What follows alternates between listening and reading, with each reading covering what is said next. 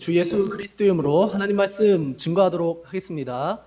오늘 우리 하나님께서 주시는 말씀은요, 마태복음 1장 18절에서 25절의 말씀입니다. 마태복음 1장 18절에서 25절의 말씀인데요.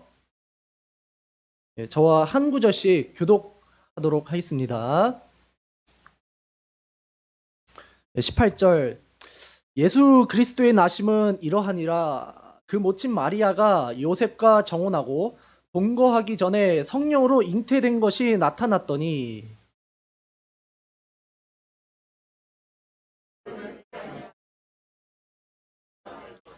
이 일을 생각할 때 주의 사자가 현몽하여 가로되 다윗의 자손 요셉아 네 아내 마리아 데려오기를 무서워 말라. 저에게 잉태된 자는 성령으로 된 것이라.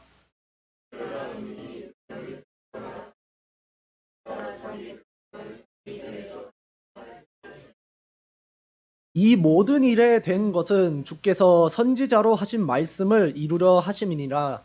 가라사대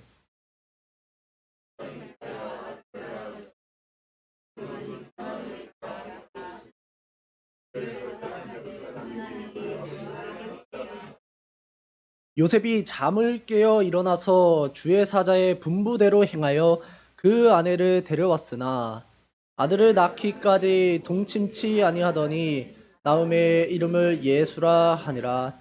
아멘.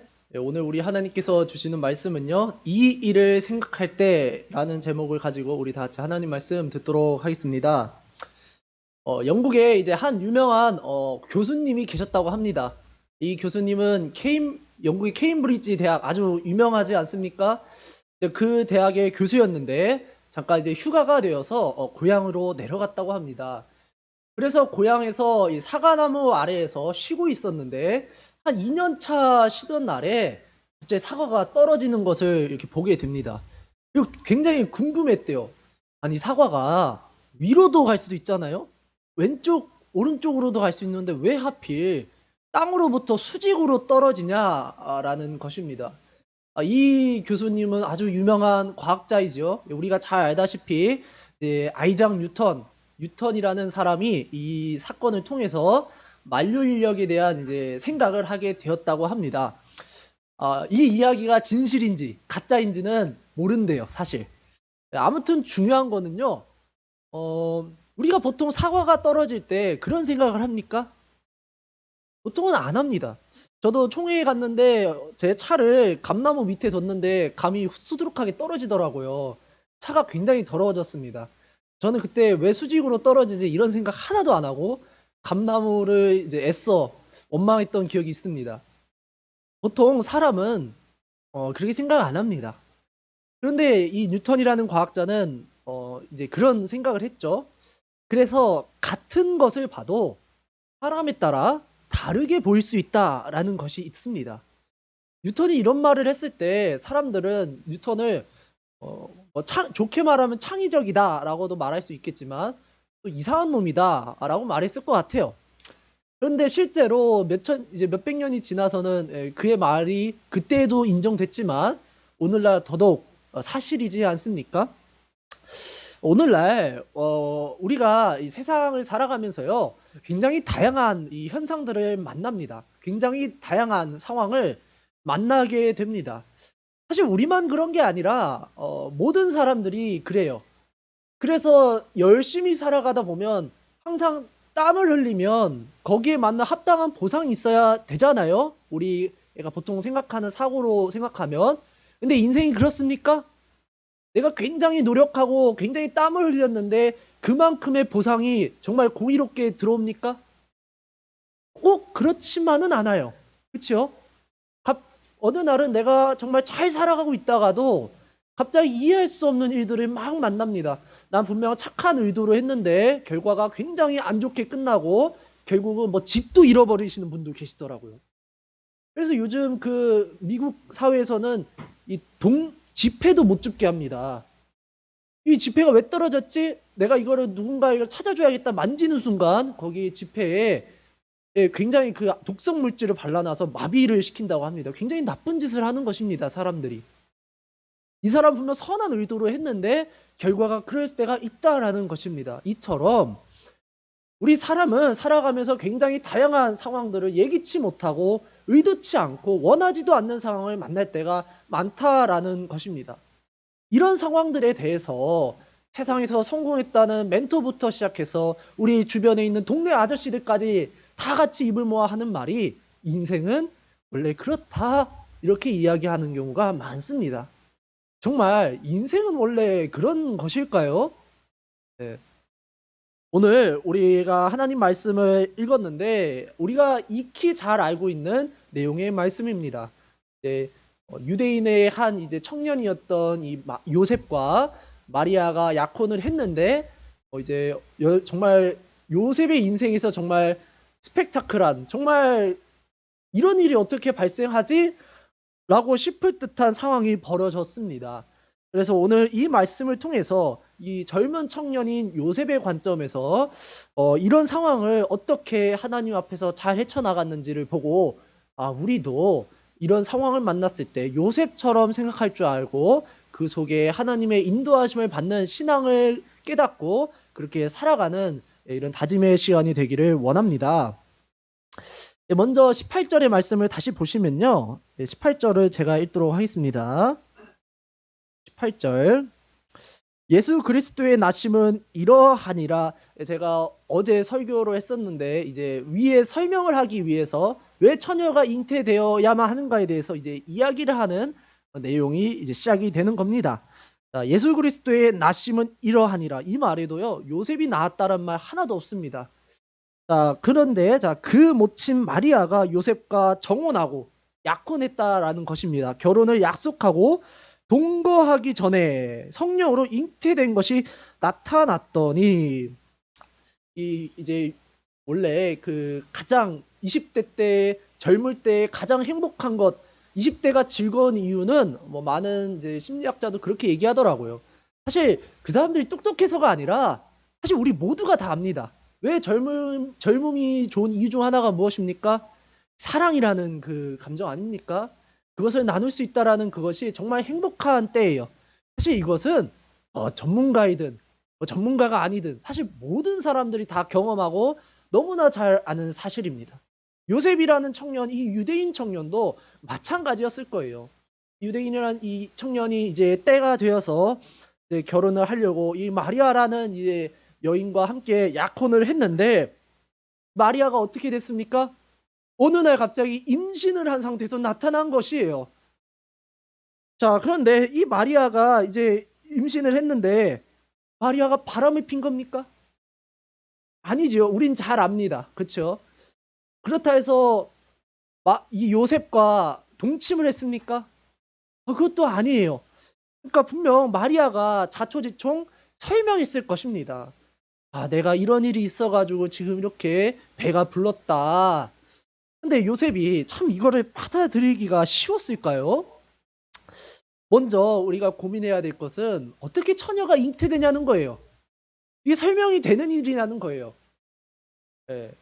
우리는 잘 알지 않습니까? 많은 과학자들이 밝혀줘서 어떻게 아이를 갖는지 잘 압니다. 참 그 과정이 너무나 신비롭기도 한데 사람의 생각으로는 불가능한 일이에요. 어떻게 처녀가 잉태하냐라는 것입니다. 근데 하나님은 사실 불가능이 없으십니다. 너무나 쉬운 대답이 됩니다. 저희는 그걸 믿고요. 이제 여기서 보면 성령으로 잉태되었다라는 말이 있습니다. 그러니까 하나님의 영이 이런 일을 하게 만들었다는 것입니다. 사실 우리가 하나님의 이 뜻을 이루는 과정만 잘 알아도요. 이 이야기가 그렇게 어렵지 않습니다. 왜냐하면요. 하나님은 사실 창조하실 때도요. 이 하나님의 영을 통해서 한 게 있습니다. 시편 104편 보시면요. 시편 104편 30절을 보시면요. 하나님은 하나님의 뜻을 이루는 과정에서 꼭 이 하나님의 영이 함께하는 모습들이 성경 곳곳에 많이 있습니다. 이 시편 104편 30절을 보시면요. 이제 앞에는 다 천지창조 이야기합니다. 그래서 30절 주의 영을 보내어. 이 주의 영이 우리가 잘 알고 있는 하나님의 영, 성령입니다. 거룩한 영, 성령. 그 성령을 보내어 저희를 창조하사. 하나님이 영을 보내서 창조를 했다는 것입니다.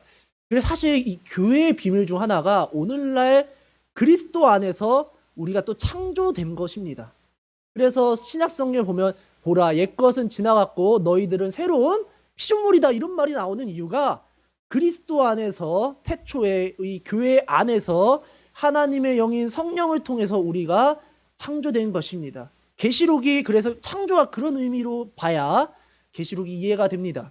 아무튼 하나님이 그 역사하시는 데에는 항상 먼저 말씀이 또 있고요. 또 하나님의 영이 있다라는 거예요. 그래서 창세기 1장을 보면 하나님이 말씀을 끊임없이 하시면서 2절에 성령이 나오는 이유가 그런 것입니다. 또 하나님의 일을 이루는 데 있어서 하나님이 반드시 성령을 사람들에게 또 부어주십니다. 출애굽기 31장을 보시면요. 출애굽기 31장 3절의 말씀을 보시면요.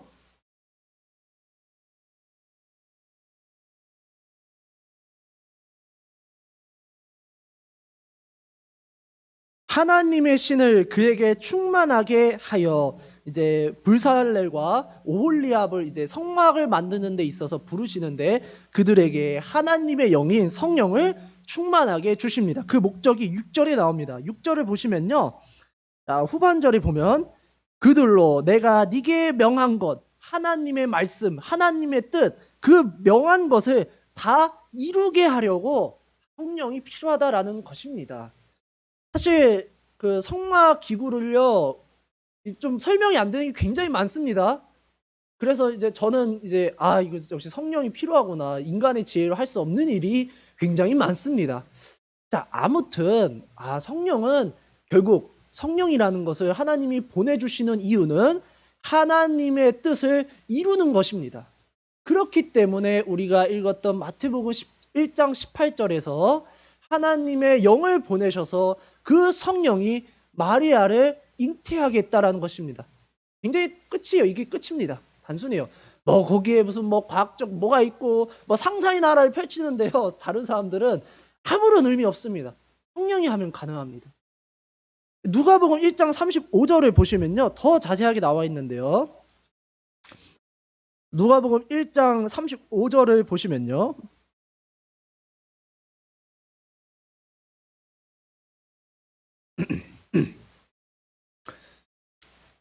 이제 마리아가 잉태되기 전에 먼저 사실 하나님이 천사를 보내줘서 어떻게 될 건지 알려줬습니다. 35절을 보시면 천사가 대답하여 가로되 성령이 네게 임하시고 성령이 네 위에 임하면 지극히 높으신 이의 능력이 너를 덮으리니 이름으로 나실 바 거룩한 자는 하나님의 아들이라 일컬으리라. 우리가 결국 계속 같은 소리를 하는 겁니다. 하나님이 영을 보내셔서 그 영이 하나님의 뜻을 이루시는 것입니다. 그러니까 잉태된 거예요. 왜 처녀가 잉태되어야만 합니까? 본문에 사실 답이 나와 있죠. 약속입니다. 하나님이 처녀가 잉태하는 것을 통해서 그 아들이 공의를 세울 것이고 나라를 세운다라는 이 약속이 구약에 굉장히 많습니다. 그리고 그 처녀가 잉태된다는 것이 표징입니다.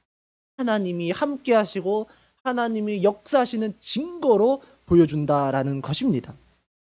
그러면요. 요셉이 이것을 쉽게 받아들일 수 있을까요? 전 굉장히 어려웠을 것 같습니다. 아무리 믿음을 갖고 있어도 정말 이해할 수 없는 일을 만난다면 너무 당혹스러울 것 같아요. 네.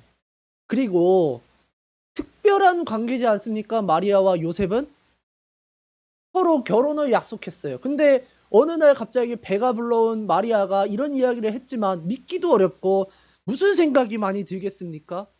굉장히 마음이 요동칠 것입니다. 굉장히 화가 날 수도 있고 어떻게 내가 그러니까 인생에서 가장 소중한 결혼이라는 과정에서 어떻게 이런 일이 벌어지고 온갖 잡다한 생각을 많이 했을 것이에요. 그래서 인간이 가장 분노를 느끼고 이성의 끈을 우리가 잘 부여잡지만 이성의 끈을 놓치는 때 중 하나가 배우자가 배신을 할 때입니다.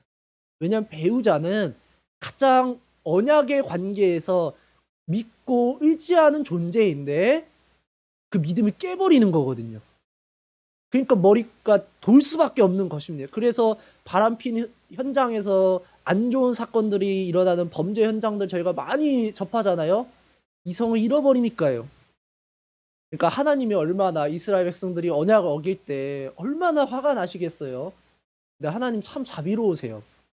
아무튼 정말 요셉이 마음이 계속 유동치었을 것입니다. 이 요셉에게 많은 충격과 배신감이 왔을 텐데, 근데 요셉은 이 배신감과 충격이 더 클 수밖에 없었던 이유가 하나 있습니다. 그것이 뭘까요? 요셉에게는요, 더 클 수밖에 없었던 이유가 있습니다. 19절을 보시면요. 19절. 그 남편 요셉은 의로운 사람이라 저를 드러내지 아니하고 가만히 끊고자 하여, 이 요셉에 대해서 설명하고 있습니다. 요셉은 어떠한 사람이었습니까? 의로운 자였어요. 의롭다가 무엇일까요? 의롭다, 훌륭하다, 선하다, 무죄하다, 죄가 없다. 이 의롭다라는 것이 우리 성경에도 굉장히 많이 나오고요. 세상에서도 굉장히 많이 쓰는 표현입니다. 자, 그러면 이 의롭다라는 표현이 정말 세상에서 말하는 의롭다가 이 성경에서 말하는 의롭다와 같은 의미를 가지고 있을까요? 이것이 우리가 먼저 생각해 봐야 되는 부분입니다. 어, 먼저 우리가 세상에서 많이 의롭다라고 말하는 때 보통의 기준은요, 세상에서 사회에 공헌하거나 법을 잘 지키거나, 이럴 때 의로운 사람이다 이렇게 이야기합니다. 그렇죠? 그래서 보통 이제 구도자분들 이렇게 하나님을 소개해주고 온 분들을 이렇게 교육을 하거나 할 때 당신은 죄인입니다 하면요, 많은 분들이, 적지 않은 분들이 이런 반응을 보이십니다. 나는 죄인이 아닌데, 나는 한 번도 뭐 법을 어기거나 뭐 사회에서 뭐 문제를 일으킬 만한 내가 한 적이 없다. 사실 그렇게 말하는 것은요, 당연한 거예요. 왜냐하면 이분의 의롭다라는 기준이 그렇기 때문입니다. 그러면 성경도 그런 기준으로 의롭다라고 말하는 것일까요? 만약 그렇다면요, 세상에 의인이 굉장히 많은 것입니다. 그러면 성경이랑 안 맞는 것입니다. 그렇죠? 그러니까 하나님 보시기에 의로운 기준은 또 따로 있다라는 것입니다. 그 의롭다라는 기준이 무엇일까? 그리고 그 의롭다는 기준으로 지금 요셉이 의로운 것인데, 자, 우리 호세아서 14장 9절만 보시면요.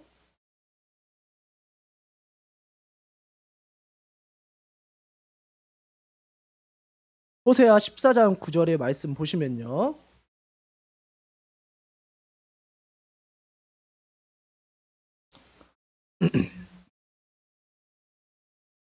누가 지혜가 있어 이런 일을 깨달으며 누가 총명이 있어 이런 일을 알겠느냐?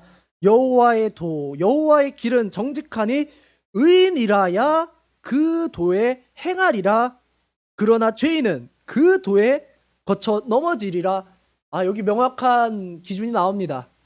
하나님 보시기에 의인과 죄인의 기준은요, 하나님의 길을 걷느냐, 안 걷느냐, 하나님과 동행하느냐, 안 동행하느냐, 하나님의 약속과 말씀을 믿고 행하느냐, 안 하느냐입니다. 그러니까 이 말씀을 통해서 본다면 우리 본문에 나온 이 요셉이라는 유대인 청년이 의로운 이유는 누구 말씀을 믿고 지키기 때문입니까? 하나님 말씀이에요.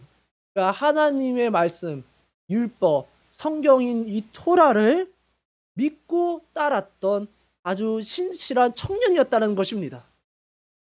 왜냐하면요, 이 마태복음은요, 바리새인의 의로움과 대조되게 얘기를 하려고 하는 시도가 많습니다. 왜냐하면요, 보통 이때 당시 유대인들이 가장 의롭다라고 생각하는 사람들이 누구였을까요? 바리새인과 서기관 사두개인들이었습니다. 그들이 얼마나 의로워 보였을까? 많은 사람들이 그들을 존경했어요. 왜냐하면 하나님 말씀도 잘 알고 또 하나님 말씀을 잘 지키는 모습을 이렇게 보여주고 이제 유대인 사회를 하나님 말씀을 지키는 자들이었거든요.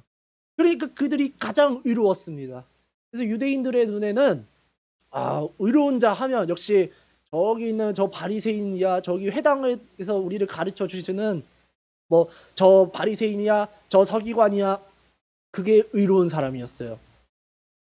자, 그러면 그 의로운 자들은 만약에 이런 상황을 만나면 어떻게 할까요? 자, 요한복음 8장 보시겠습니다. 요한복음 8장 3절인데요.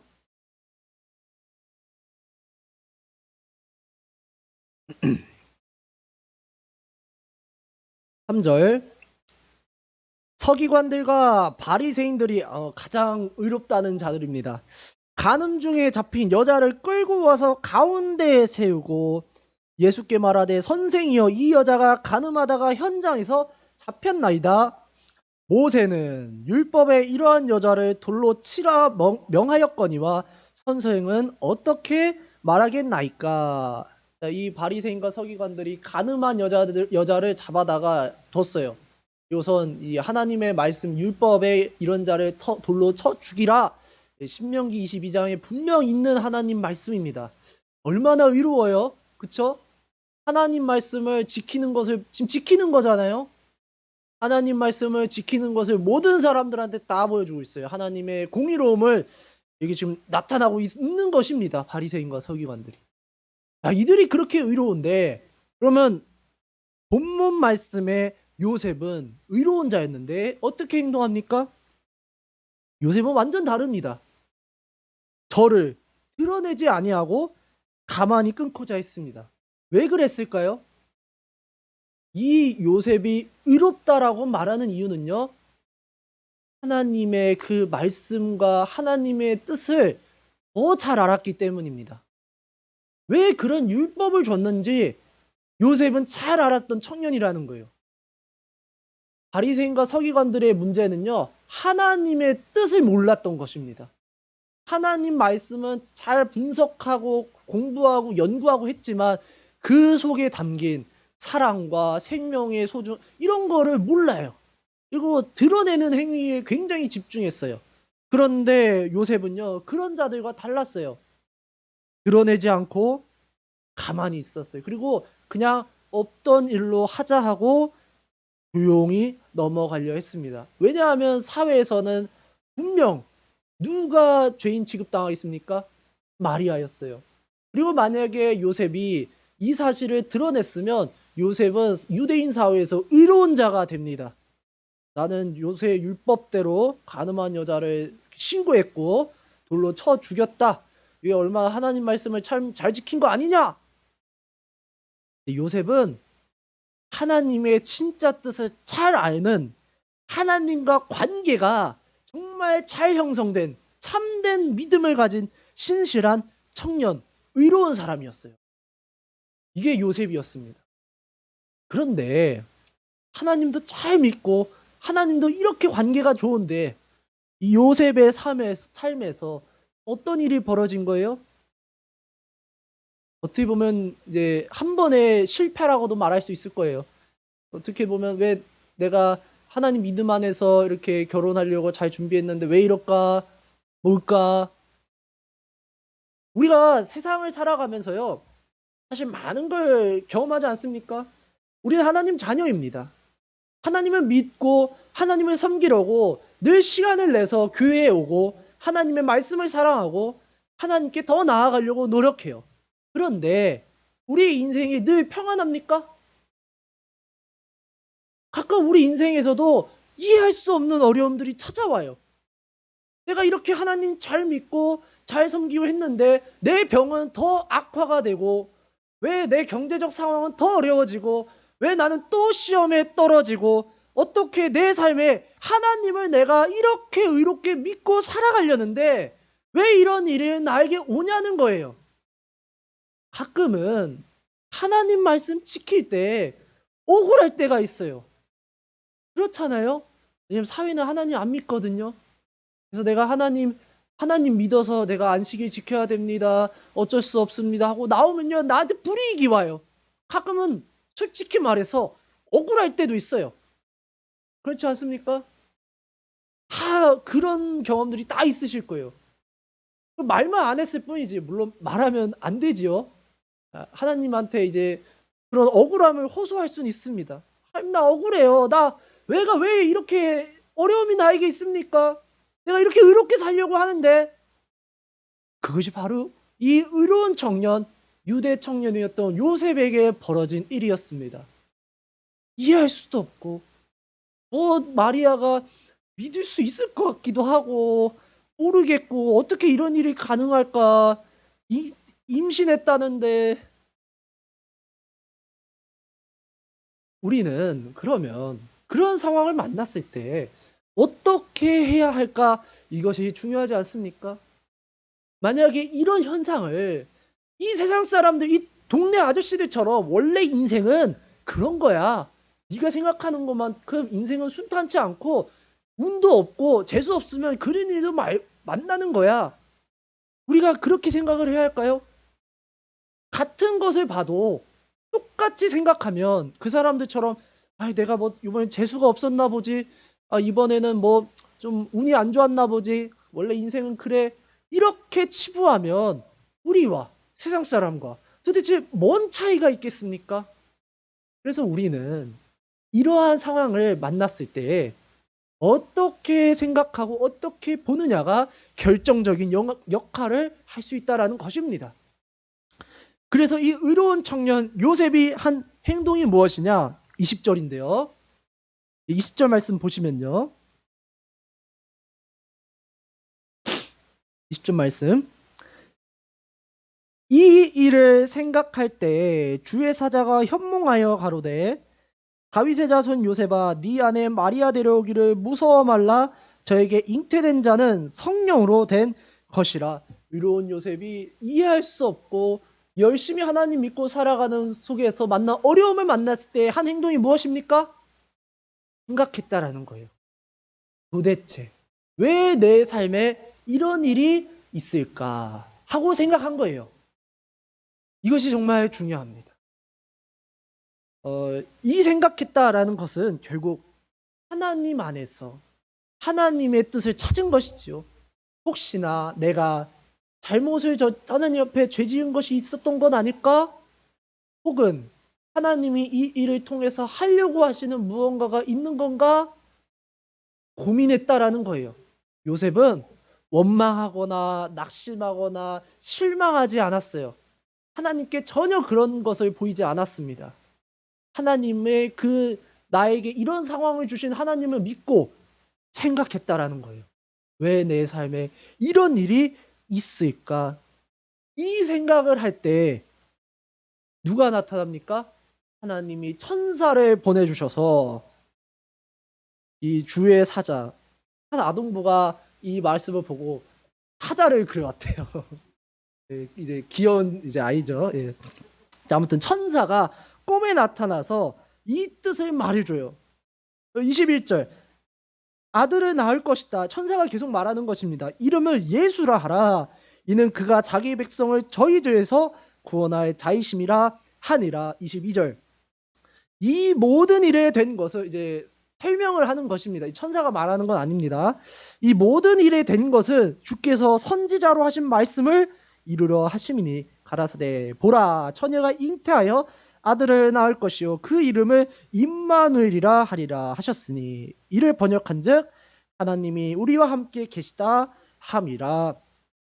이 일을 생각할 때 하나님이 그 뜻을 가르쳐 줬어요. 이것이 우리 신앙인들이 같은 세상의 어려움을 만나도 세상과 구별되는 기쁜 일이에요. 하나님이 인도하시고 가르쳐 주신다라는 것입니다. 그래서 우리가 하나님을 믿고 살아가면서 만나는 어려움, 굉장히 이상한 일들이 벌어지면요, 고민해야 해요. 생각해야 합니다. 그 생각 속에서 기도하고 하나님 말씀 찾고 하다 보면 하나님이 다 인도해 주십니다. 내게 죄가 있는 건 아닐까? 혹은 우리 집, 우리 가정에 누군가가 악한 일을 한 건 아닐까? 혹은 아무런 죄가 없는데 왜 이런 어려움이 올까? 하나님이 뭔가 이루시려는 뜻은 있는 게 아닐까? 그런 생각 속에서 하나님이 가르쳐 주십니다. 그래서 우리 신앙인들은요, 만나는 어려움이 결코 우연이 아닙니다. 우리는 그렇게 느껴지지만 하나님의 세계에서는요, 우연이 아닙니다. 하나님의 뜻이 있다라는 걸 우리가 믿어야 합니다. 한 청년이 죽을 뻔한 사건이 한 번 있었어요. 비행기가 이제 떨어지는 거거든요. 출발한 지 얼마 안 됐을 때 그러면 거의 죽는다고 합니다. 보통 확률적으로. 한 번은 우연이라고 칠 수 있어요. 두 번도 우연입니까? 세 번이나 같은 일이 벌어져서 죽을 뻔했습니다. 이런 일이 왜 있냐는 거예요. 하나님 자녀인데. 나중에 이 청년이 고민하고 해서 자기에게 문제가 있는 것 같다. 신앙을 더 열심히 해야겠다라고 생각을 했다고 합니다. 이것입니다. 왜 우리에게 그런 일들이 벌어지냐는 거예요. 우리는 이런 생각이 굉장히 중요합니다. 그 생각할 때 하나님의 뜻을 알아갈 수 있는 것인데, 자, 그러면요. 우리가 하나님의 뜻을 어떻게 합니까? 기도하면 하나님 나 이런 일 있어요. 하나님 뜻이 뭘까요? 인도해 주세요 하면 갑자기 하나님이 환상을 보여주면서 이거다 이거다 이렇게 가르쳐 주십니까? 물론 이렇게 계시로 가르쳐 주시는 때도 있습니다. 그런데 보통 거의 그렇지 않습니다. 진짜 거의 그렇지 않아요. 중요한 거는요. 하나님의 뜻을 찾으면서 걸어가는 게 중요한 것입니다. 이게 하나님의 뜻을 알아가는 과정입니다. 그러니까 무슨 얘기냐? 하나님을 의지하면서 이 일이 왜 이렇게 됐을까 생각하면서 계속 의지하고 붙잡으면요. 그 시간이 필요한 거예요. 그 시간이 지나서야 아하 이게 하나님 뜻이었구나 이루어졌을 때 아는 겁니다. 이게 중요해요. 사도행전 10장을 보시면요. 자, 이 생각했다라는 한 인물이 또 나옵니다. 10장 9절입니다. 사도행전 10장 9절.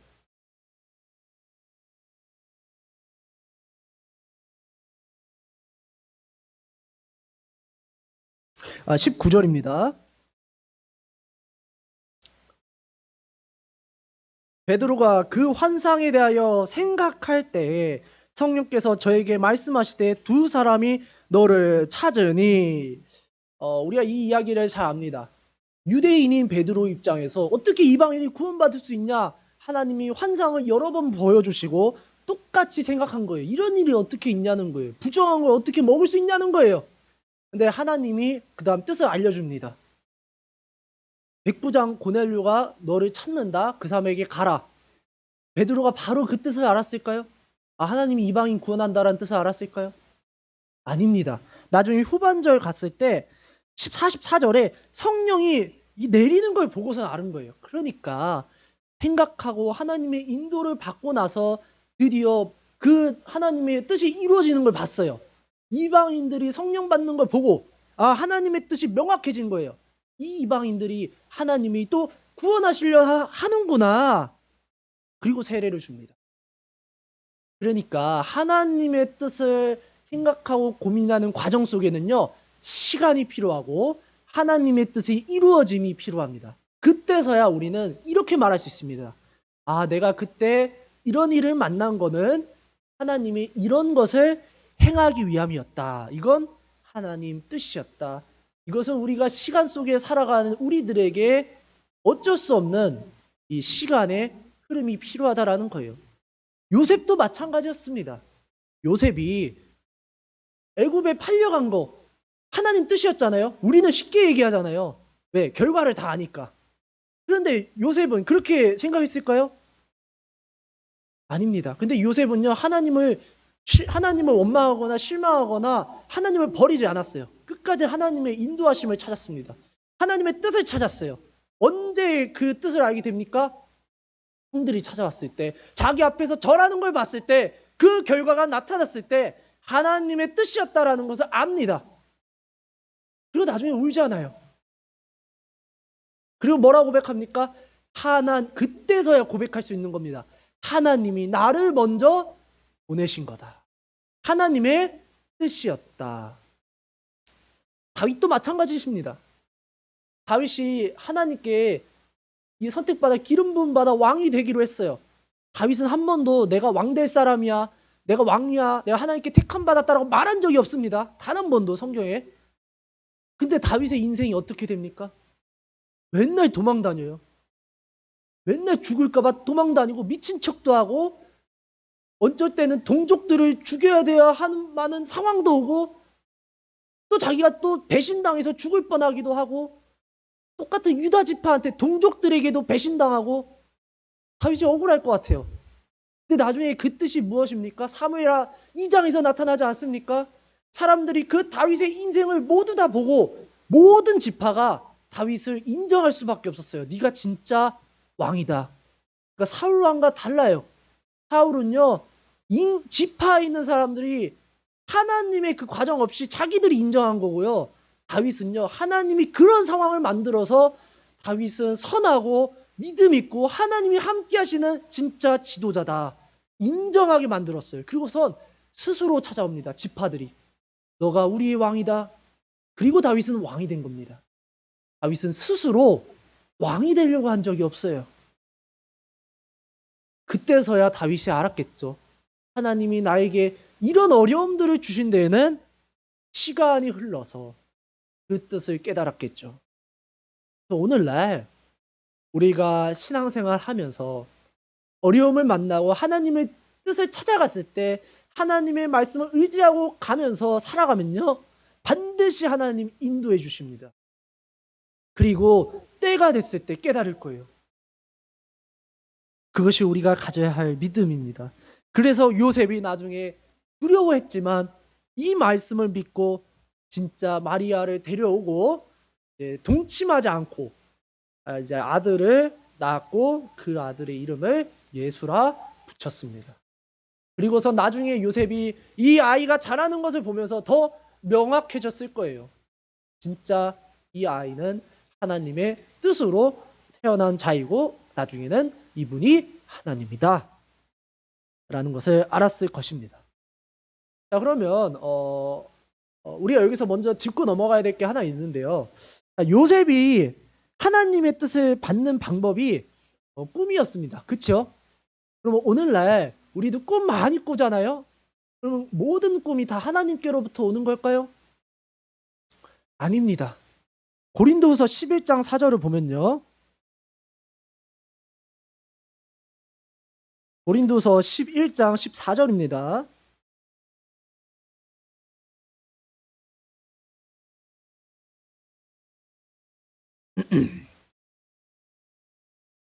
(14절) 이것이 이상한 일이 아니라 사단도 자기를 광명의 천사로 가장하나니.